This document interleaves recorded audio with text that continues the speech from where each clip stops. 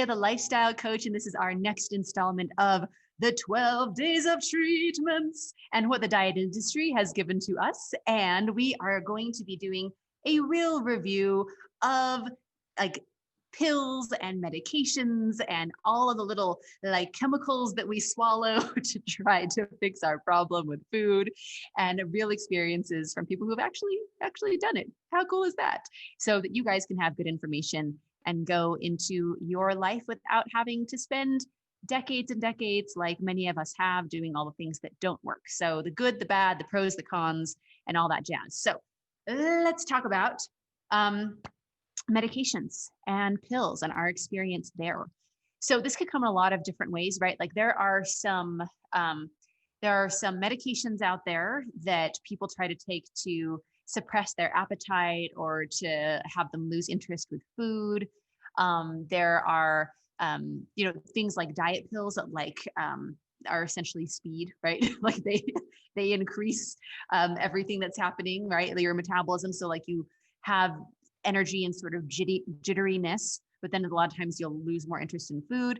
And let's talk a little bit about the pros and cons of how that works. So if you guys would just talk about like because there's sort of a large range of like pills or medications that people can do. So just share like, what is it that you experienced and what were the pros and cons of that? So let's go ahead and Leanne, start with you. Okay, hi. So I did back in the day diet pills, the Dexatrim. And a pro was that they were easy to get your hands on right over the counter, cheap enough, and everybody was doing them. So all your friends were on Dexatrim. So if you were out and maybe you were tempted, you're like, you got a Dexatrim. So they were accessible.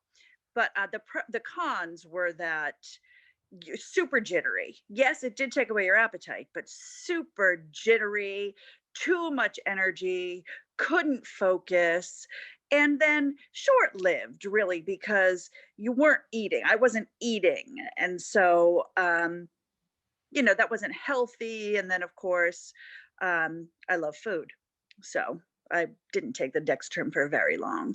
And then another thing that I did only recently, maybe 3 or 4 years ago, was that Contrave that came out. Now, I think that it was not an appetite suppressant, but it was something that blocked in your brain your desire for food. So it worked for me in a very, very odd way. Like I still could look at food and say, oh, that looks fantastic. I love it. I want that big, huge plate of spaghetti and meatballs. But then when I went to put it into my mouth, there was some kind of crazy thing in my brain where I got like sick to my stomach thinking about it. And so I didn't eat very much because it really made me so turned off to food entering my mouth. And so I did lose weight on that a little bit, but that was short-lived. It was like my body got used to it. Maybe my brain got used to it after a couple months. And so then I ate right through it. Yeah. All right. Thank you so much for sharing that. And just like that real experience, you guys, it's like a lot of times this is what people go to as like a quick fix, and I have to have relief sort of right now. And these things tend to be very short-lived. One, because they're really unhealthy for the most part. Like any sort of medication can have a lot of side effects. We've had people that have permanent heart damage from the diet pills that they have done. And again, these things tend to your body, your brain gets used to it, and then it sort of finds a way around it. So a lot of times it's a temporary thing that does fade. So thank you so much for sharing that. What about for you, Joanne? What was your experience? I started off with Dexatrim too. It made me so jittery and irritable, and it just was an awful, awful feeling. And people, like my parents, would notice. They're like, "What's wrong with you, Joanne?" And it's like, nothing wrong. My teeth were clenched, but then later I got on the fen, which was a doctor prescribed pill. I mean, he prescribed it to me. So I thought, well, this has to be okay if the doctor's approving it. But it wasn't, and I still had the same effects. But I was trying to convince like my brother and other people to get on. I said, wow, this is helping me. But then I realized it wasn't helping me because I mean, I think it could have been addicting, actually, the Oh, yeah, fentanyl. absolutely. Like, thank you for sharing this. And can we just put an emphasis on our cultural idea of if a doctor is prescribing it to me, that it must be safe and it must be okay? You Yeah. guys look back however many years and you will see over and over like, oh, doctors don't prescribe this anymore because it started killing so many people, because it was extremely addictive, like because it was essentially the same thing as cocaine, or it's just like, or speed. It's just like, okay, really bad idea. Here, do this other thing now. And then a few years from from then, it's just like, oh, actually, like that's killing a lot of people as well. That's causing permanent heart damage. That's causing brain damage. So yeah, absolutely. Thank you for sharing that. That's such an important point, Joanne, of like, sometimes we think it must be okay because it's being prescribed by a doctor, sort of thing. So yeah, and a lot of these things are addictive, right? And have permanent damage. So yeah, thank you for sharing that. What about for you, Jen? What was your experience? Okay, geez, probably 20 years ago, I bought a whole bunch of diet fuel, and I would take that before I worked out. And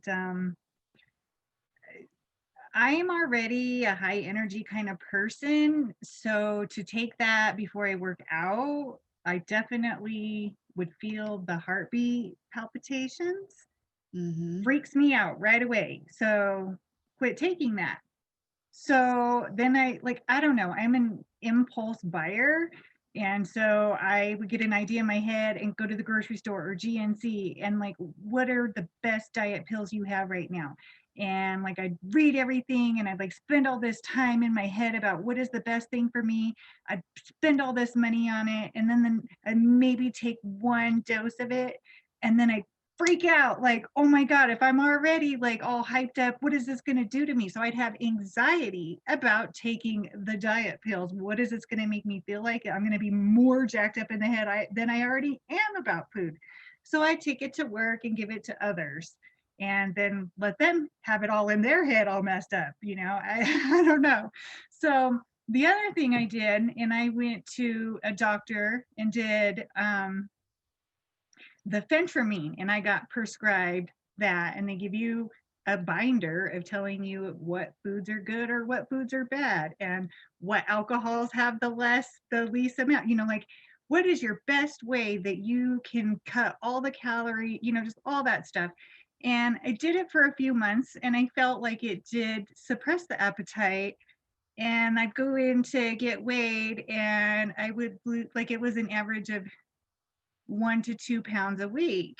And I was like, well, if I just do what I already do, which is work out and, just manage stuff, that's what a normal person is supposed to lose between 1 and 2 pounds a week if you're working hard and all that. So I was like, I'm already doing all of that. So maybe it gave me a little bit of an edge. But then after a few months, it wore off. And like Leanne said, I ate right through it because I was a dedicated binge eater all the way. Like I don't know. It just after a while I was like, here I am spending all this money going to a doctor and I'm still binge eating and wanting to self-sabotage and stuff it all in, Yeah, even Jen. with the medication and the prescription and all that. Yeah, thank you for sharing that. And one thing that is important to note that with sometimes people take medication for anxiety, like medications for other things that have like appetite or like food sort of side effects. And there's like the danger of the side effects of the medication. But sometimes because it's the first relief that people feel of like, whoa, for the first time, like I'm not thinking about food or I'm not binging, that as soon as that wears off in the next couple of months, that can be a really dangerous place because people think they're so broken that the only thing that ever helped was this pill. And now that this medication isn't working, then people start doing like more extreme or more dangerous things, or they really lose a lot of hope. So that's an important thing to note as well. So, and what about for you, Data? What was your experience? Yeah, that sums it up really well, actually. So I started taking diet pills when I was in graduate school, also at the recommendation of a friend. So someone was like, "Hey, these work great. My sister's taking them." Okay, cool. I think that they were called Oxyelite Pro. I just looked up the name now just to confirm, and I think that those have been since recalled because they've called liver failure in many people. So yikes. But yeah, similar experience to what others have said, as well as what you just said, Lydia. For I actually was excited more about, I mean, I was, of course, wanting to lose some weight. And, but I was more excited about the prospect of not being hungry all the time. So I did see incredible relief for the first time. I wasn't hungry all the time and I was eating like relatively normal. And I was like, wow, this is absolutely incredible. I have my brain back, you know? But of course, the side effects are there, including, you know, it's a thermogenic. And the ones that I had were extreme thermogenics, you know? So um, you're just a machine, you know, in terms of like doing stuff, you know? So my workouts got a lot more intense. You know, I was already doing that stuff regularly. I have asthma, so the working out helps to manage the asthma. So I've, you know, accustomed to doing that. But these pills really helped me to work out a lot harder and for longer. And then, of course, I was in graduate school at the time. So the added benefit is that, you know, they're chock full of caffeine. And so instead of having, you know, they tell you explicitly, you know, do not take these with caffeine and other, stimulants. But I didn't need to. You know, I had those diet pills. Take that a few times a day. I don't need any caffeine. I'm not hungry all the time. I mean, it was really great. Until, of course, like what everyone has already mentioned, it's not as effective anymore, or the side effects kind of start to outweigh any benefits. You know, my stomach was always hurting. I was jittery, you know, it's just like that all the time. And then I tried other diet pills, you know, like to me, the wake up call was really, so I've tried, I don't know, 8 or 9 brands, and you know they're quite expensive. It's like $60 a bottle. That is not cheap by any means, especially for a student. And I think the wake up call for me was when I started to do Google searches for like healthy diet pills. You know, it's just like, wait a minute here, that doesn't make any sense. Or like natural diet pills. I was actually looking for like vegan diet pills, or you know, it's just like, okay, this is probably not the best idea. But yeah, I've tried a lot of them, and the result is almost always the same. You know, it helped anyway with the not feeling hungry all the time, because you know I was just constantly ravenous. But the side effects were extreme, and the results, if any, were very short lived.